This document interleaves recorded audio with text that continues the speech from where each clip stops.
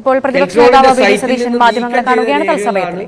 ഞങ്ങൾ പുറത്തുനിന്ന് കൊണ്ടുവന്നത് ഞാൻ തന്നെ 10 പേജുള്ള ക്യാബിനറ്റ് നോട്ട്, അതുപോലെ ടെൻഡർ ഡോക്യുമെന്റ്, ഇതുമായി ബന്ധപ്പെട്ട 2 ഈ കാർട്ടൽ രൂപീകരിച്ച 3 കമ്പനികളെ സംബന്ധിച്ച വിവരങ്ങൾ, ഇവർക്ക് ടെക്നിക്കൽ സപ്പോർട്ട് കൊടുത്ത 2 കമ്പനിയുടെ പശ്ചാത്തലം, അവർ കൊടുത്ത കത്ത് ഉൾപ്പെടെയുള്ള 4-5 ഡോക്യുമെന്റുകൾ ഹാജരാക്കി. ശ്രീ രമേശ് ചെന്നിത്തലയും കുറെ ഡോക്യുമെന്റുകൾ ഇതുമായി ബന്ധപ്പെട്ട് ഹാജരാക്കി. ഇപ്പൊ ഏറ്റവും രസകരമായ കാര്യം എന്ന് പറയുന്നത് ഈ ഊരാളുങ്കൽ സൊസൈറ്റി 1, 2 ഈ ക്യാമറ ഇടപാടിൽ L1 ആയ സ്രിക് എന്ന് പറയുന്ന കമ്പനി, 3 അശോക് ബിൽകോൺ എന്ന് പറയുന്ന ഈ L2 ആയി വന്ന കമ്പനി. ഈ 3 കമ്പനികളുടെയും എല്ലാ ഉപകരാറുകളും, ഈ ക്യാമറയെ സംബന്ധിച്ച് മാത്രമല്ല എല്ലാ ഉപകരാറുകളും, അവർക്ക് കിട്ടുന്ന എല്ലാ വർക്കുകളുടെയും, ഈ വർക്ക് മാത്രമല്ല അവർക്ക് കിട്ടുന്ന എല്ലാ വർക്കുകളുടെയും ഉപകരാറുകളും പർച്ചേസ് ഓർഡറുകളും എല്ലാം കൊടുക്കുന്നത് പ്രസാദിയ എന്ന കമ്പനിക്കാണ്. ഞാൻ അതുമായി ബന്ധപ്പെട്ട സുപ്രധാനമായ ഡോക്യുമെന്റുകൾ പുറത്തുവിടുക. ഊരാളുങ്കൽ സൊസൈറ്റിയുടെ, സ്രിക് എന്ന് പറയുന്ന കമ്പനിയുടെ, അശോക് ബിൽകോൺ എന്ന് പറയുന്ന ഒരു കമ്പനിയുടെ, അവർക്ക് വേറെ വഴിക്ക് കിട്ടുന്ന കരാറുകൾ, ഉപകരാറുകൾ, പർച്ചേസ് ഓർഡറുകൾ എല്ലാം കൊടുക്കുന്നത് പ്രസാദിയ എന്ന് പറയുന്ന കമ്പനിക്കാണ്. ഊരാളുങ്കലിന്റെ ടെക്നിക്കൽ സൊല്യൂഷൻസ് അവർ കൊടുക്കുന്നതെല്ലാം. ഇതെങ്ങനെയാണ് ഈ സർക്കാരുമായി ബന്ധപ്പെട്ട് കിട്ടുന്ന വർക്കുകളെല്ലാം അവസാനമായി ഒരേ കമ്പനിയിലേക്ക് പോകാനുള്ള കാരണം എന്താ? ഞാൻ ആദ്യം തന്നെ പറഞ്ഞിരുന്നു, എല്ലാ വഴികളും അവസാനിക്കുന്നത്, പല സ്ഥലത്തു നിന്നാണ് പല പാതകൾ തുടങ്ങുന്നത്, എല്ലാ പാതകളും അവസാനിക്കുന്നത് ഒരു പെട്ടിയിരിക്കുന്ന സ്ഥലത്താണ്. ആ പെട്ടിയിലേക്കാണ് ഈ പണം മുഴുവൻ പോകുന്നത്.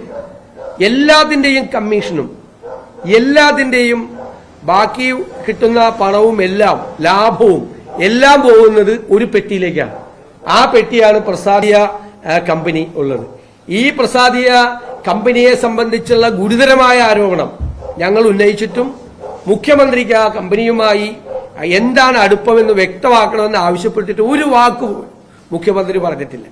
ഈ കമ്പനിക്കാണല്ല ഞങ്ങൾ പറഞ്ഞാൽ ഇതൊരു കറക്ക് കമ്പനികളാണ്. ഇതെല്ലാം സർക്കാരിൽ നിന്ന് കിട്ടുന്ന എല്ലാ വർക്കുകളുടെയും പർച്ചേസ് ഓർഡറും കമ്മീഷനും എല്ലാം അവസാനം ഈ കമ്പനിയിലേക്ക് എത്തിക്കുന്ന ഇടനിലക്കാരാണ് മറ്റ് കമ്പനികളെല്ലാം. വ്യക്തമായിട്ടുള്ള രേഖകളാണ് അവരുടെ എല്ലാം പർച്ചേസ് ഓർഡർ. ഊരാളുങ്കൽ സൊല്യൂഷന്റെ തന്നെ എത്രയോ പർച്ചേസ് ഓർഡറുകളും എത്രയോ വർക്കുകളുമാണ്, ഉപകരാറുകളുമാണ് ഈ പ്രസാദിയ കമ്പനിക്ക് കൊടുത്തിരിക്കുന്നത്. ഇങ്ങനെ കൊടുക്കാൻ ഈ കമ്പനി എന്താണ്? ഈ കമ്പനിക്ക് ഭരണവുമായിട്ടുള്ള ബന്ധം എന്താണ്? മുഖ്യമന്ത്രിയുമായി ഏറ്റവും അടുപ്പമുണ്ട് ഈ കാര്യത്തിൽ. അതാണ് മുഖ്യമന്ത്രി ഇപ്പൊ പരിഭ്രാന്തരാകുന്നത്. മറുപടി പറയുന്നില്ല. ഒരു മുഖ്യമന്ത്രിയുടെ ഉത്തരവാദിത്തമല്ലേ പ്രതിപക്ഷം ഉന്നയിക്കുന്ന ആരോപണങ്ങൾ തെറ്റാണെങ്കിൽ അദ്ദേഹം തെറ്റാണെന്ന് പറയട്ടെ, തെറ്റാണെന്ന് സമർത്ഥിക്കട്ടെ. ഞങ്ങൾ ചോദിച്ച 7 ചോദ്യങ്ങൾ, പ്രധാനപ്പെട്ട ചോദ്യങ്ങൾ ചോദിച്ചു, അതിനുത്തരവില്ല. എന്താണ് ഈ മൗനത്തിന്റെ, മഹാമൗനത്തിന്റെ മാളങ്ങളിലേക്ക് ഇങ്ങനെ ഒളിക്കുന്നത്? ഭയന്നിട്ടാണോ? ഇത്രയും രേഖകൾ, ഇത് സംബന്ധിച്ച രേഖകൾ മുഴുവൻ ഹാജരാക്കിയിട്ടും ഒരു മറുപടിയും ഇല്ലാത്ത സ്ഥിതിയിലാണ് പോകുന്നത്. ഇപ്പോ 1ാം പിണറായി സർക്കാരിന്റെ കാലത്ത് നടന്ന കൊള്ളയാണ് ഇതെല്ലാം, കൊള്ള. അവര് പണം കിട്ടാൻ എന്തും ചെയ്യുമായിരുന്നു. മുഖ്യമന്ത്രിയുടെ ഓഫീസ് കേന്ദ്രമാക്കി സ്വർണ്ണക്കള്ളക്കടത്ത് നടത്തും. മുഖ്യമന്ത്രിയുടെ ഓഫീസ്, ലൈഫ് മിഷൻ, പാവപ്പെട്ടവന് വീട് വയ്ക്കാൻ കൊടുക്കുന്ന പണത്തിൽ നിന്ന് പണം അടിച്ചു മാറ്റും. ക്യാമറ വന്നു കഴിഞ്ഞാൽ അതിൽ നിന്ന് കിട്ടും. ഊരാളുങ്കലിന് പണം കൊടുത്ത് അതിൽ നിന്ന് വർക്ക് മാറ്റും. അപ്പൊ കൊള്ളയായിരുന്നു 1ാം പിണറായി സർക്കാരിന്റെ കാലത്ത് നടന്നത് എന്നുള്ള വിവരങ്ങളാണ് ഓരോന്നോരോന്നായി പുറത്തു വരുന്നത്. ഇഷ്ടക്കാരുമായി ബന്ധപ്പെട്ട് കമ്പനികൾ രൂപീകരിച്ച് അവരുടെ പെട്ടിയിലേക്ക് പണം എത്തിച്ച് സ്വന്തം പെട്ടിയിലേക്ക് മാറ്റുന്ന പരിപാടിയായിരുന്നു ചെയ്തത് എന്നതിന്റെ വ്യക്തമായ തെളിവുകളാണ് ഞങ്ങൾ ഹാജരാക്കിയത്. ഞങ്ങൾ പറഞ്ഞിരിക്കുന്ന ഒരു ആരോപണവും ഒരു ഡോക്യുമെന്റിന്റെ പശ്ചാത്തലം ഇല്ലാതെ ഒരു ആരോപണവും ഞങ്ങൾ പറഞ്ഞിട്ടില്ല. ഞങ്ങൾ പറഞ്ഞിരിക്കുന്ന ആരോപണങ്ങളെല്ലാം ഡോക്യുമെന്റുകളുടെ, രേഖകളുടെ പശ്ചാത്തലത്തിൽ പറഞ്ഞിരിക്കുന്ന ആരോപണങ്ങളാണ്. അതിന് മുഖ്യമന്ത്രി മറുപടി പറഞ്ഞേ മതിയാവും. എവിടെ പോയി മുഖ്യമന്ത്രിയുടെ 6 മണിയുടെ പത്രസമ്മേളനം? ഇതിപ്പോ എന്താ, ആകാശവാണിയാണ്. ഞാൻ നേരത്തെ ഒരിക്കൽ പറഞ്ഞു, ആകാശവാണിയാണ്. അങ്ങോട്ട് പറയുള്ളൂ, അങ്ങോട്ട് ചോദിക്കാൻ പാടില്ല. പൊതുസമ്മേളനത്തിൽ പ്രസംഗിക്കും, മുമ്പിലിരിക്കുന്ന പാവപ്പെട്ട സഹാക്കന്മാർക്ക് മുഖ്യമന്ത്രിയോട് ചോദിക്കാൻ പറ്റുമോ? 6 മണിയുടെ പത്രസമ്മേളനം ഉണ്ടെങ്കിലും കാര്യമില്ല. കാരണം 50 മിനിറ്റ് അദ്ദേഹം പത്രസമ്മേളനം നടത്തും, 3 ചോദ്യം ചോദിക്കും, 2 ചോദ്യം സ്പോൺസേഡ് ചോദ്യം ഇരിക്കും, 1 ചോദ്യം ചോദിക്കും, അപ്പോഴേക്കും 7 മണിയാവും. ഇതല്ലേ പരിപാടി? അതാണ് ആകാശവാണി എന്ന് ഞാൻ പറയണത്. കേരളത്തിലെ മുഖ്യമന്ത്രി ആകാശവാണിക്ക് സമാനമാണ്. ഇങ്ങോട്ട് മാത്രമേ പറഞ്ഞുകൊണ്ടിരിക്കുള്ളൂ, മറുപടിയില്ല. ഇത് പറ്റില്ല. ഉത്തരം പറഞ്ഞേ മതിയാവും. ഗുരുതരമായ ആരോപണങ്ങളാണ്. സംസ്ഥാനത്തിന്റെ പൊതുപണം കൊള്ളയടിച്ചിരിക്കുന്ന കേസാണ്. അത് പറഞ്ഞേ മതിയാവൂ എന്നാണ് ഞങ്ങൾ ആവർത്തിച്ച് ആവശ്യപ്പെടുന്നത്.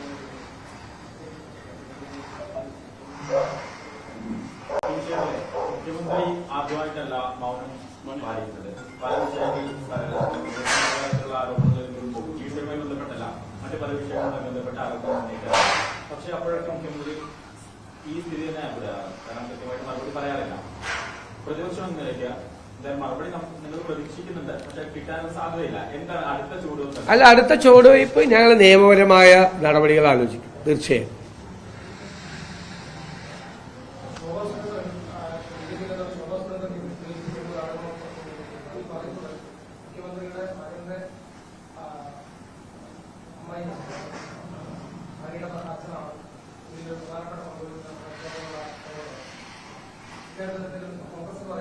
അത് മുഖ്യമന്ത്രിയാണ് മറുപടി പറയേണ്ടത്. ഞങ്ങൾ പറഞ്ഞു പ്രസാദിയ കമ്പനിക്ക് മുഖ്യമന്ത്രിയുമായി ബന്ധമുണ്ട്, മുഖ്യമന്ത്രിയുടെ ഓഫീസുമായി ബന്ധമുണ്ട് എന്ന് ഞങ്ങൾ എത്രയോ ദിവസം മുമ്പ് പറഞ്ഞു. ഞങ്ങൾ നേരത്തെ പറഞ്ഞാണല്ലോ.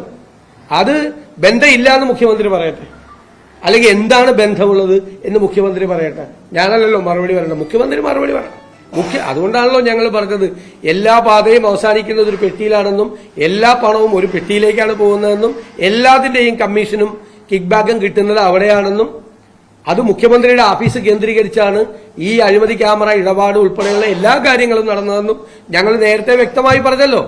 അതൊന്നും നിഷേധിക്കാൻ അങ്ങനെ ഒരു സംഭവമില്ല, ഇത് അടിസ്ഥാനരഹിതമാണ് എന്നുപോലും സാധാരണ രാഷ്ട്രീയ നേതാക്കളും ഭരണാധികാരികളും പറയുന്ന ക്ലീശേ വന്ന വാക്കാണെങ്കിൽ പോലും അതുപോലും മുഖ്യമന്ത്രി പറയുന്നില്ല, മിണ്ടുന്നില്ല, മിണ്ടാട്ടയില്ല. അതല്ലേ ഏറ്റവും രസകരമായ.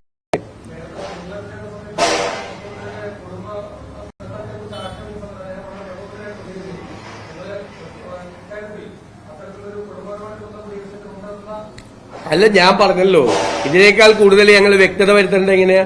മുഖ്യമന്ത്രിയുടെ വാതിക്കൽ എത്തി നിൽക്കുകയാണ് ഈ ആരോപണം, വാതിക്കൽ. അതുകൊണ്ടാണ് കഴിഞ്ഞ ദിവസം വിഭ്രമം പൂണ്ട് ആരാണ് പ്രതിപക്ഷ നേതാവെന്ന് ചോദിച്ചത്. വല്ല സംശയം ഉണ്ടെങ്കിൽ ഞാൻ മാറ്റി കൊടുക്കാം മുഖ്യമന്ത്രിക്ക്, വേറെ കാര്യങ്ങൾ കൂടി പറയാം, അപ്പൊ സംശയം മാറിക്കിട്ടും. ഈ പ്രതിപക്ഷ നേതാവ് തന്നെ അഴിമതി ആരോപണം ഉന്നയിക്കണമെന്ന് വല്ല നിർബന്ധമുണ്ടോ?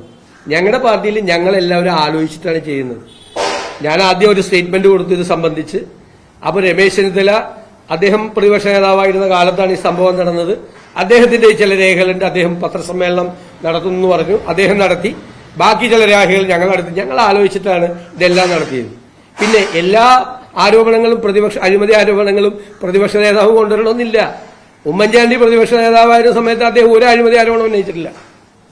അന്ന് എല്ലാ അഴിമതി ആരോപണങ്ങളും ഞാനാണ് ഉന്നയിച്ചിരുന്നത്, നിയമസഭയ്ക്കകത്തും പുറത്തും ഉന്നയിച്ചിരുന്നത്. നിങ്ങൾക്കറിയാം, ലോട്ടറി ഇടപാട് ഇല്ലേ, ഞാനെല്ലാം കൊണ്ടുവന്നത്. HMT ഭൂമി ഇടപാട്, യൂറിയ കുംഭകോണം, KMML റഷ്യൻ പ്ലാന്റുമായി ബന്ധപ്പെട്ട വിഷയങ്ങൾ, തോഷിബാനന്ദുമായിട്ട് ബന്ധപ്പെട്ട ഭൂമി ഇടപാട്, അങ്ങനെ നിരവധി. ഞാൻ 1 ഡസൻ മന്ത്രിമാർക്കെതിരായിട്ട് അന്ന് അഴിമതി ആരോപണം ഉന്നയിച്ചിട്ടുണ്ട്. അന്ന് നമ്മളത് പറയും, പ്രതിപക്ഷ നേതാവ് എന്നുള്ള നിലയിൽ ഉമ്മൻചാണ്ടി സാറ് അത് ഏറ്റുപിടിക്കും. കഴിഞ്ഞ പ്രാവശ്യം രമേശ് ചെന്നിത്തല ചില കാര്യങ്ങൾ കൊണ്ടുവന്നു. രമേശ് ചെന്നിത്തല ആ കാര്യങ്ങൾ കൊണ്ടുവന്നത് അന്നും അദ്ദേഹത്തിന്റെ ഏറ്റവും അടുത്ത സഹപ്രവർത്തകനായിരുന്നു ഞാനുമായിട്ട് ആലോചിച്ചിട്ടാണ് എല്ലാ കാര്യങ്ങളും ചെയ്തിരുന്നത്. അദ്ദേഹം ഈ അഴിമതി ആരോപണങ്ങൾ കൊണ്ടുവന്നതിന്റെ അടുത്ത ദിവസം അദ്ദേഹം തിരുവനന്തപുരത്താണ് പറഞ്ഞിരുന്നെങ്കിൽ കൊച്ചിയിൽ ഞാനാണത് പറഞ്ഞിരുന്നത്.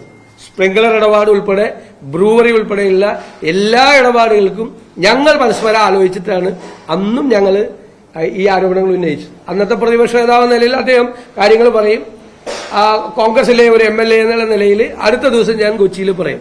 അദ്ദേഹം അന്നത്തെ കാലത്ത് ഉന്നയിച്ച എല്ലാ അഴിമതി ആരോപണങ്ങളും ഞാനും ആവർത്തിച്ചതിന്റെ തെളിവുകൾ കൊണ്ടുവന്ന് അദ്ദേഹത്തിന്റെ ആരോപണത്തെ ശക്തിപ്പെടുത്തിയിട്ടുണ്ട്. എന്റെ എല്ലാ ഡോക്യുമെന്റ്സും എന്റെ കയ്യിലുണ്ട്. ഇപ്പോ ഞാൻ പ്രതിപക്ഷ നേതാവാണ്, ഞാൻ ഒരു കാര്യം പറഞ്ഞു, ഒരു സ്റ്റേറ്റ്മെന്റ് കൊടുത്തു. ഞാൻ ബാംഗ്ലൂരായിരുന്നെന്ന് കർണാടക തെരഞ്ഞെടുപ്പുമായി ബന്ധപ്പെട്ട്, അപ്പൊ സ്റ്റേറ്റ്മെന്റാണ് കൊടുക്കാൻ പറ്റിയത്. അദ്ദേഹം അടുത്ത ദിവസം വളരെ വിശദമായിട്ടുള്ളൊരു പത്രസമ്മേളനം നടത്തി. ഞങ്ങൾ ആലോചിച്ചിട്ടാണ് എല്ലാം കൊടുക്കുന്നത്. ഇന്നിപ്പോൾ അദ്ദേഹം രാവിലെ പറഞ്ഞു, കഴിഞ്ഞ ദിവസം നമ്മൾ കൊല്ലത്തും കൊച്ചിയിലും വെച്ച് ഡോക്യുമെന്റ് കൊണ്ടൊന്നും, ഞങ്ങൾ രണ്ടു കൂട്ടരും കൂടി കൊണ്ടുവന്ന ഡോക്യുമെന്റുകളെല്ലാം സർക്കാരിന്റെ നേരെ ചോദ്യചിഹ്നമായിട്ട് ഉയർത്തുമ്പോൾ ഈ എന്താണ് ഭീതി കൊണ്ടും ഭയം കൊണ്ടുമാണ് ഈ പരിഹാസം ഉന്നയിക്കുന്നത്. പരിഹസിക്കാൻ എല്ലാവർക്കും പറ്റും, പക്ഷേ ചോദ്യത്തിന് ഉത്തരം പറയാൻ പറ്റണം. ഞങ്ങൾ മുഖ്യമന്ത്രിയെ വെല്ലുവിളിക്കുന്നു. ഈ ആരോപണങ്ങൾക്ക് തന്റെ ഇടമുണ്ടെങ്കിൽ, ധൈര്യമുണ്ടെങ്കിൽ മറുപടി പറയണം. വെല്ലുവിളിക്കുക, ക്ലിയർ ആയിട്ടുള്ള വെല്ലുവിളിയാണ്. കേരളത്തിന്റെ പ്രതിപക്ഷ നേതാവ് എന്നുള്ള നിലയിൽ ഞാൻ കേരളത്തിന്റെ മുഖ്യമന്ത്രിയെ വെല്ലുവിളിക്കുന്നു. ഈ അഴിമതി ക്യാമറയെ സംബന്ധിച്ച് ഞങ്ങൾ ഉന്നയിച്ച ആരോപണങ്ങൾക്ക് മറുപടി പറയാൻ നിങ്ങൾക്ക് ധൈര്യമുണ്ടോ? ഇത്ര ദിവസമായല്ലോ, ഇത്ര ഭീരുവായൊരു മുഖ്യമന്ത്രിയെ കേരളം കണ്ടിട്ടില്ല. ഇത്ര ഭീരുവായ ഒരാൾ, മറുപടി പറയാൻ പോലും പേടിയായിട്ടുള്ള ഒരാൾ. ഏത് മുഖ്യമന്ത്രിയാണ് ഇങ്ങനെ പേടിച്ചോടിയിട്ടുള്ളത്? അതായത് മടിയിൽ കനവില്ല, തോന്നെ പേടിക്കേണ്ട ആവശ്യമില്ലെന്ന് തിരുവനന്തപുരത്ത് ബോർഡ് വെച്ചിട്ട് എല്ലാ കാര്യമുണ്ടോ? പാർട്ടിക്കാരെ കൊണ്ട് കേരളം മുഴുവൻ ബോർഡ് വെപ്പിക്കും. മടിയിൽ കനവില്ലാത്തവർ ഭയപ്പെടാൻ എന്തുണ്ട് എന്ന് ബോർഡ് വെച്ചുകൊണ്ട് കാര്യമുണ്ടോ? മടിയിൽ കനമുണ്ട് മുഖ്യമന്ത്രി, അതുകൊണ്ടാണ് ഞങ്ങൾ ആരോപണം ഉന്നയിക്കുന്നത്. അങ്ങയുടെ മടിയിൽ കനമുണ്ട്, അതുകൊണ്ടാണ് ഞങ്ങൾ വെല്ലുവിളിക്കുകയാണ്. ശരിക്കും ഇത്രയും ദിവസം നിന്നിട്ടാണ് ഈ വാക്കുകൾ ഉപയോഗിക്കുന്നത്. ഇത്ര ദിവസമായാലും ഞങ്ങൾ ഇത് തുടങ്ങിയിട്ട് ഇത്രയും ദിവസമായിട്ട് ഒരു അക്ഷരം ഇടാൻ പറ്റുന്നില്ല. ഇടയ്ക്ക് എന്തോ പറഞ്ഞുകൊണ്ട് ഒരു വ്യവസായ മന്ത്രി പറഞ്ഞാണ്, പിന്നെ അദ്ദേഹം പോയ വഴി കണ്ടിട്ടില്ല.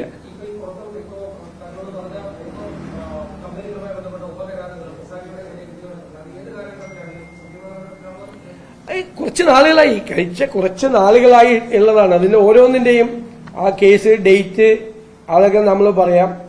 2018 പോലുള്ള ഡോക്യുമെന്റ്സ് ഉണ്ട് ഞങ്ങളുടെ കയ്യിൽ. 2018 പോലുള്ള ഡോക്യുമെന്റ്സ് ഉണ്ട്. നിങ്ങൾ മനസ്സിലാക്കിയോ, ഈ കമ്പനികളൊക്കെ ഇപ്പോ ഈ 3 കമ്പനികൾ L1, L2, L3 ആയി. ബിഡ് ഡോക്യുമെന്റിൽ പറയണത് എന്താണ്? 3 പേരും ടെക്നിക്കലി ക്വാളിഫൈഡ് ആയിരിക്കണം, ഫിനാൻഷ്യലി വയബിൾ ആയിരിക്കണം. ആദ്യത്തെ കമ്പനി ടെക്നിക്കലി ക്വാളിഫൈഡ് അല്ല കിട്ടിയത്. രണ്ടാമത്തെ കമ്പനി പാലുണ്ടാക്കണ, ബിൽഡിങ്ങും പാലുണ്ടാക്കണ കമ്പനിയാണ്. അവര് കെ ഫോണില് ഈ സ്ട്രിറ്റ് എന്ന് പറയുന്ന കമ്പനി ഉപകരാറ് കൊടുത്തേക്കുന്ന കമ്പനിയാണ്. മൂന്നാമത്തെ കമ്പനി 2017 ഇൻകോർപ്പറേറ്റ് ചെയ്ത്. 10 കൊല്ലത്തെ എക്സ്പീരിയൻസ് ഉള്ള കമ്പനി മാത്രമോ ടെൻഡറിൽ പങ്കെടുക്കാൻ പറ്റില്ല എന്ന് പറഞ്ഞിട്ട് 2017 ഇൻകോർപ്പറേറ്റ് ചെയ്ത കമ്പനി ഈ ടെൻഡറിൽ പങ്കെടുത്തു. അപ്പൊ 3 കമ്പനികളും ഒരു കാർട്ടൽ രൂപീകരിച്ചു. ഞങ്ങൾ 3 പേരും ചേർന്നിട്ട്, ഇദ്ദേഹം 200 കോടി കോട്ട് ചെയ്യുന്നു, ഞാൻ 150 കോടി കോട്ട് ചെയ്യുന്നു, ഇദ്ദേഹം 175 കോടി കോട്ട് ചെയ്യുന്നു. ഞങ്ങൾ 3 പേരുടെ ആലോചിച്ചിട്ട്, അപ്പൊ ആർക്ക് കിട്ടും? എനിക്ക് കിട്ടൂലേ? 150 കോടി കോട്ട് ചെയ്ത് എനിക്ക് കിട്ടുമല്ലോ. 3 പേര് ഇവര് തന്നെ കൊണ്ടുവന്ന 2 കമ്പനികൾ ഇവര് തന്നെ. എന്നിട്ട് ടെൻഡർ കിട്ടിക്കഴിയുമ്പോ ഈ പുറത്തു പോയിട്ട് ഇതിലൊന്നുമില്ലാത്ത വേറെ 2 കമ്പനികളുമായിട്ട് കൺസോർഷ്യം വയ്ക്കുന്നു. അപ്പൊ ഞങ്ങളുടെ ഒരു ചോദ്യം, എല്ലാ വഴികളും പ്രസാഡിയോയിലേക്കാണ്. മുഖ്യമന്ത്രിക്ക് വ്യക്തമായ ബന്ധമുണ്ട് എന്നാണ് പ്രതിപക്ഷ നേതാവ് വി ഡി സതീശൻ പറയുന്നത്. ലാഭവും കമ്മീഷനും എത്തുന്നത് ഒരേ പെട്ടിയിലേക്ക്. പ്രസാദിക്ക് മുഖ്യമന്ത്രിയുമായി ബന്ധം എന്താണ് ബന്ധമെന്ന കാര്യം മുഖ്യമന്ത്രി തന്നെ വ്യക്തമാക്കണമെന്നാണ് ഇപ്പോൾ പ്രതിപക്ഷ നേതാവ് പറഞ്ഞിരിക്കുന്നത്.